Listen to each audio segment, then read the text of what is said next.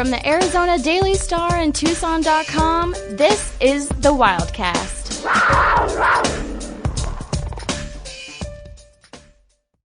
Happy college football season. Welcome to the latest episode of the Wildcast podcast. Justin Spears here with Michael Lev. It's like Christmas, Lev. It's a good feeling, man. It's officially game week. We've been talking a lot about training camp and getting ready for the year two, the Jetfish era with these Arizona Wildcats and the influx of talent that they got. Now it's finally here. Game week, Arizona taking on San Diego State on Saturday. Nice little noon kickoff on CBS. Big-time broadcast. Got Brad Nessler doing the play-by-play. So it's going to be a big broadcast for Arizona. Before we get into Arizona Wildcats talk, make sure you subscribe to the Wildcast on Apple, Spotify, Amazon, any platform that you can listen to podcasts. The Wildcast is on it. And you can also get it on the Wildcaster app, which is a very convenient app because not only can you listen to the Wildcast podcast, you can also find all of our work on Arizona Wildcats football this season, whether it's stories, videos, photo galleries, you name it. And it's all for free. So download the Wildcaster app for free off the App Store and Google Play for this college football season. And then coming up later in the podcast, I'm going to attach my interview with San Diego State quarterback and two-time Arizona commit Braxton Burmeister. So it's going to be a good podcast. I'm very excited. Lev, how pumped are you for the start of the college football season? Well, it's always a big grind once we get into the season. It's long, a lot of long days, long weeks. But I think everyone is really excited to see what the product looks like. And we are excited to talk about something other than, sort of speculation, right? Like, for sure. Once there are actual games and you can see what the team looks like, how they play, generate some numbers that you can analyze. It's refreshing to be able to kind of change the narrative a little bit. And changing the narrative is certainly something that Jed Fish and crew would like to do after that 1-11 season last year, which included a blowout loss against San Diego State in the home opener. They're certainly looking for a different outcome, exacting some sort of payback against the Aztecs. I think all of us would like to see a better start. As Jed Fish mentioned during his Monday news briefing, they were down 21-0 about 8 minutes into that game and had run about 7 plays. So, I mean, that's just a formula for disaster. So, got to come out ready to play. It's going to be a really exciting atmosphere at Snapdragon Stadium, first ever game at the new football home of San Diego State. So, looking forward to it. Heard a lot of good things about the new stadium for the Arizona fans who are making the trip to San Diego. I heard the food is great. They got all the beer that you can need for a football game. So I know Arizona football fans are going to be pretty pumped for this game. And, it's kind of, you bring it up like returning the favor. Last year, Arizona had its home opener, and this was the first game at Arizona Stadium since COVID. So this was the first game that fans could come back and watch their beloved Wildcats play football. And then San Diego State just kind of took it to them. This year, Arizona can return the favor, and they can do it with the influx of talent that they have. I mean, Arizona, according to Jed Fish on Monday, they're expected to play 7 to 10 true freshmen. And if you hear that, you're kind of alarmed for a football team because you're like, man, playing 7 to 10 true freshmen for a college football game, that seems very concerning. However, these are legitimate freshmen. Like, we're talking about Tetairoa McMillan, one of the highest rated recruits in program history, or the highest rated recruit in program history. We're talking about, Kean Burnett, this star tight end, a lot of highly ranked players, guys who were recruited to change the direction of the program. They're all going to get their first look at a college football game. And, I'm kind of like Jed. I think Arizona's going to be much improved compared to last year, but Jed Fish said he's very cautiously optimistic about this team. And when I was looking at the schedule, Lev, I was like, I can see this team going 6-6. And I even predicted it on Twitter. A lot of people are getting after me about that. But this team is also very young to where I can also see it going 2-10 or 3-9. So it's a very wishy-washy Arizona roster. And we're only going to figure out what it's capable of as the season progresses. Yeah, there's this core group of guys, veteran guys who've been around the block a time or several, who kind of formed the nucleus of the team. I wrote about them. It's one of the many stories that you can find over at Tucson.com and the Wildcaster app as part of our season preview. There's 13 players that I spotlighted who were here before Jed got here, and they're all starters and prominent figures. And then there's this huge group of freshmen. All told, if you add the freshmen plus redshirt freshmen, my totals have 60 players out of 110. And I believe it's somewhere around 41 or so true freshmen. Maybe it's somewhere between 38 and 41. I don't have that figure in front of me, but it's a lot. They didn't really bring in a ton of walk-ons last year. This year they did. They have a full recruiting class, all theirs. This is not some previous staff's leftovers or whatnot. And we've talked about this before, but it seems like, at least from the early impressions, that the hit rate is going to be pretty high for this first class. You mentioned a couple guys, T-Mac and Kian Burnett. Jonah Sava-Inaya is going to start at right guard. Rayshawn Luke and Jonah Coleman. I'm sure those two running backs are going to play and have a role. While we might see wide receiver Kevin Green out there, I'd say he's probably number 5, right? Just beyond the top 3. Anthony Simpson's probably number 4. Kevin Green's been super impressive during practices. We might see those freshman cornerbacks out there, Takario Davis and Ephesians Prysock, especially if Traden Stukes is unable to play in the opener because of his injury. Jacob Kongaika, freshman defensive lineman from Mater Dei. Jed said he's in the top 5 at those 2, interior defensive line spots. So, yeah, I mean, there will be some growing pains. Jed acknowledged as much. He said, as a staff, we made a decision that we're going to play a lot of these guys. And when you do that, that's a long-term outlook. Yeah. That's not a win now type of approach. I don't think USC is doing that this year. They were all portal all the time. They are just trying to load up and, turn things around immediately, if they can. Jed, of course, wants to win more this year. They're going to win more this year, but he's really taking a long-term approach to this. He wants to build it the right way. He's thinking about year 3, year 4. Where in Arizona, they could make it to a bowl game this year. They could go 6-6, but next year I think is when you're really going to see Arizona football really start to take flight with Jed Fish. And one thing that's really at an advantage for Arizona going into this game, this season opener against San Diego State, is that this is the first game for both teams. And according to Jed, San Diego State is, for the most part, very new compared to last year. Or they've also had a lot of roster turnover. They're going to have some pretty solid running backs. I saw that Keenan Kristen, the USC transfer, is listed as the 5th running back, but he's on one of those situations, so he could be very well a second string running back. Or I'm not really sure what their whole rotation or plan is for running back, but San Diego State's going to be a really good team. But fortunately for Arizona, this is the first game for both teams. You compare Arizona from last year to this year, completely different defensive scheme, right? Johnny Nansen is now the first year defensive coordinator. It's his first time calling a defense. So it's going to be a challenge for Arizona, but it's also just going to be just as big of a challenge for San Diego State, which is why I think you're not going to see 38-14 this time around. I don't think so either. It's very, of course, college football is very unpredictable. Aside from kind of that, there's always that top tier of teams, the true blue bloods, year in, year out. Ohio State's going to be great. Alabama, Georgia's kind of entered that conversation.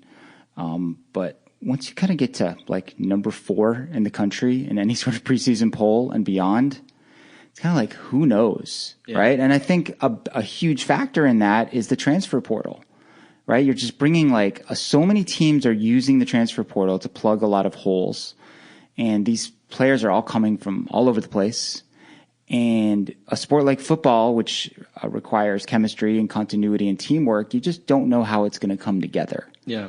Even if guys have proven track records like a Jordan Addison or a Caleb Williams at USC, you still don't know how is it all going to come together.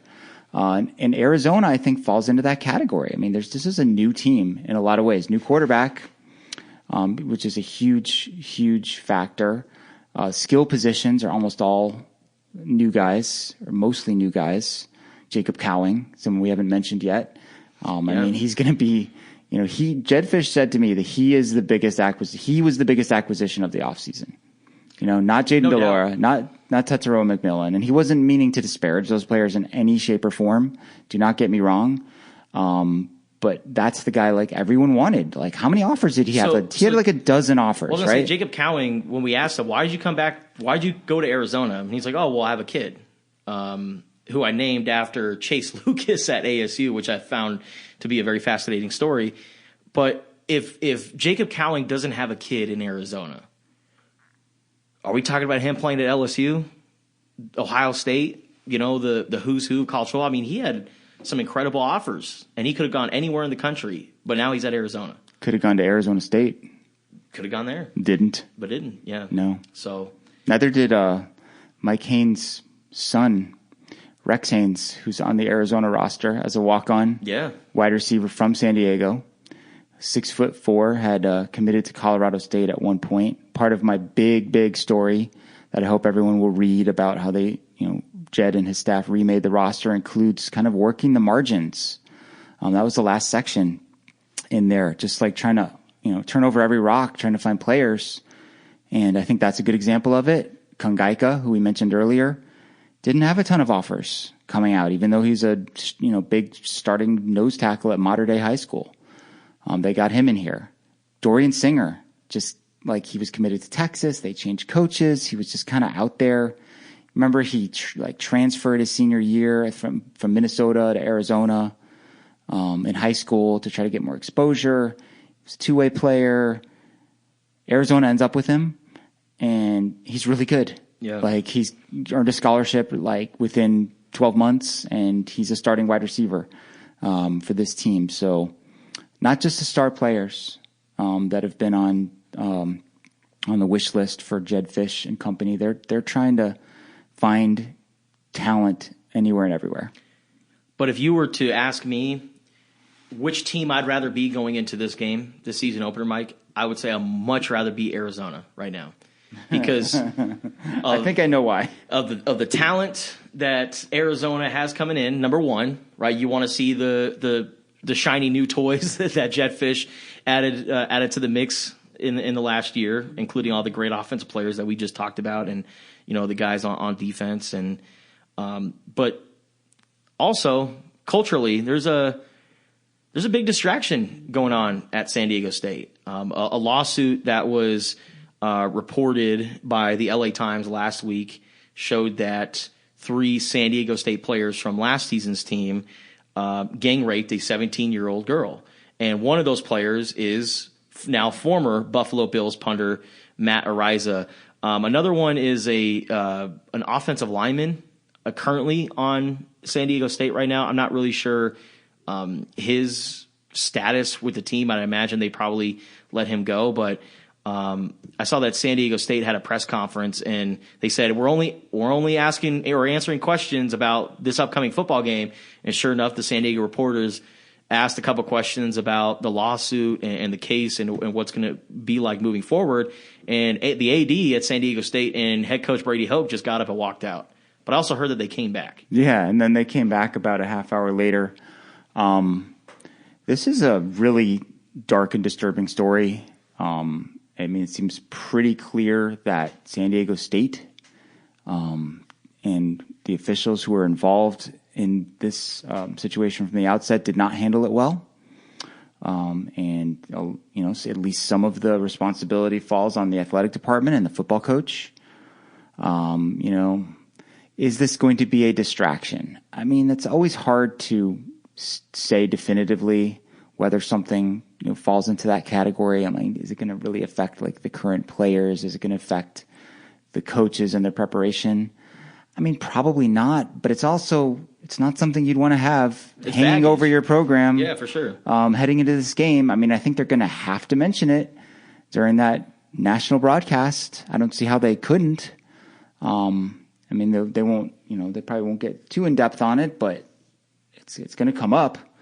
And there's only so many hours in the day, and Brady Hoke is having to spend at least some of his time like doing damage control or apologizing or just discussing, the situation, whether it's internally or in public.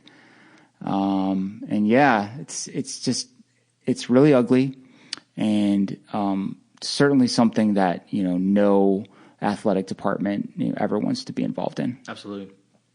So we'll have updates on Tucson.com and the Wildcaster app regarding that situation. But Lev, real quick before we get to Braxton Burmeister in that interview, because we're going to do another podcast later in the week. If you have any questions, feel free to tag us on Twitter at the Wildcaster, at Michael J. Lev, at Justin Esports. We're going to do some picks. We're going to do later in the week too. Get that going. Our first edition of our Wildcast podcast Pick'em challenge that we do every single week. But real quick before we get to Braxton, updates from Jetfish's press conference. He said that the three pieces or parts to rebuilding Arizona. Number one, culture, which I'm like, come on, Jed. Everyone uses culture, but I mean, he's right in a way. Culture, schematics, and players. It's about building the culture that people want to be a part of. Schematics, having the right coaching and putting guys in position to succeed and win. And also players. One of my favorite expressions ever is that it's not about the X's and the O's. Sometimes it's about the Jimmies and the Joes. And it's about the players and the guys, not only just on the field, but who are they like off the field? What kind of player, what kind of men are they? What kind of people are they? Those are all important to rebuilding a program. So he said those are the three pillars to Arizona football: culture, schematics, and players. Then he also named the team captains for the 2022 season. Obviously, veteran players. Christian Roland-Wallace at cornerback, safety Christian Young, offensive tackle Jordan Morgan, defensive end Jalen Harris, and Washington State transfer quarterback Jaden DeLora. So those are going to be the five captains. Also, J.B. Brown, defensive lineman at Arizona, who's been he was a Rich Rod guy, and he's been playing at Arizona for a long time now. Apparently, he's gone through a shoulder surgery and will be done for the rest of the season. So those are kind of like the newsy things to come out of Arizona's press conference. Any of those interest you, Lev? JB is interesting in that I think he would have been part of the rotation. I don't think he was going to start, but he could play inside. He could play outside. Just anytime you lose a veteran defensive lineman, it's something of a big deal. He conceivably, if everyone was agreeable to it, could come back for a seventh year next year. Arizona had a seventh-year player last year, I believe. Josh McCauley? No, it was Aaron Blackwell. Oh, yeah, but I don't think he ever played in a game. No. For the 2021 squad. So you never know. JB's only played 4 games since the 2019 season. He opted out in 2020, and then last year he played in the first 4 games and didn't play the rest of the way. No explanation was ever given. We've asked JB about it a couple times, and he wouldn't get into it. But it did preserve a redshirt year, enable him to come back, and it seemed like he was all in for one last year. So I think that's somewhat noteworthy. The captains, good choices all around. A lot of veteran leaders, guys who've been around the block here. And, you're usually going to have your quarterback as part of that mix as well. So it makes a lot of sense. I feel like last year they did it by there was offense, defense, and special teams. Wasn't Lucas Haversick a captain last season? Yeah. Mm-hmm. So maybe they did it a little differently this year, but I think it's a cool thing, to have that on your resume. Like I was a captain of Arizona football and hey, if the season goes the way that a lot of people hope that it will, it's a really proud distinction to be a captain of the team that maybe started to turn things around. If you want a full breakdown of the depth chart, make sure you go to Tucson.com, and the Wildcaster app. The time that we are recording it, we don't have a depth chart in front of us, but Jed said Monday afternoon, keep your eyes peeled for that. So we're going off his word. We're expecting a depth chart Monday afternoon, so we're unable to talk about it now. But if you want to see the depth chart, see Michael Les' breakdown of it, go to Tucson.com and the Wildcaster app. All right, stay tuned, because coming up next, Braxton Burmeister, former Arizona commit, now playing for San Diego State. He joined me on ESPN Radio last week. Here's that interview. And we are here with San Diego State quarterback Braxton Burmeister, joining Spears and Ali on ESPN Radio. Braxton, we are getting down to the nitty-gritty, man. Season opener is almost here. How excited are you? I'm very excited. We get to open this new stadium in San Diego and get to play Arizona, and we're all excited to get out there and compete. How is that, the new stadium, Snapdragon Stadium? I'm sure you've had a couple practices there. You've been able to check out the facility. What do you think about the new stadium? It's beautiful. It's top-notch. It's an awesome facility, and we can't wait to break it in. All right, Braxton, let's talk about in Tucson, it's kind of like the elephant in the room here. Before you started playing college football, you committed to Arizona twice. What do you remember about your recruitment, and how excited are you to play against the Wildcats in the season opener? I don't remember much of my recruitment. It was a long time ago, but I am excited just because it's another game. It's the first game, and that's really the only reason why I'm excited to get going and playing football. So when you were being recruited, why did you choose Arizona at the time that you did? Rod Smith, the offensive coordinator. Okay. What about Rod Smith that, about his play calling or the way he was, able to organize an offense? How did that, suit your game? I feel like they like to do both at the quarterback. They like to run the quarterback and throw. I feel like I felt that. Me and him just had a great personal connection and still do to this day. So Rod Smith is my guy and always will be. Mm. And then you decommitted and then committed again. Why did you decommit the first time, and then why did you choose to commit again to Arizona? There's just a lot of stuff behind the scenes that obviously happens in recruiting, and that's pretty much what happened. And then you go out to Oregon, and then you go out to Virginia Tech, and now you're at San Diego State.